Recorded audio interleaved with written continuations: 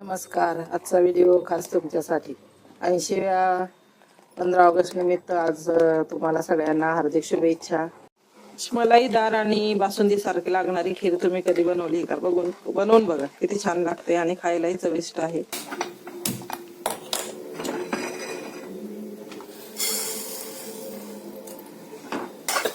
साखर कॅरमलाइज करून चमचाभर तूप घालायचं.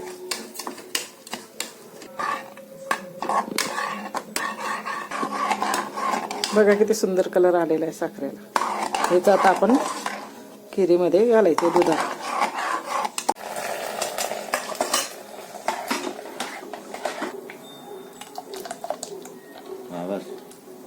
बघा किती घट्ट, बासुंदीपेक्षाही भारी मलाईदार आपली खीर झालेली आहे.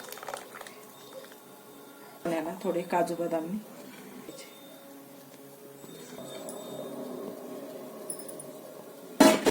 कशी झाली तुम्ही बनवून बघा आणि कमेंट करून नक्की सांगा.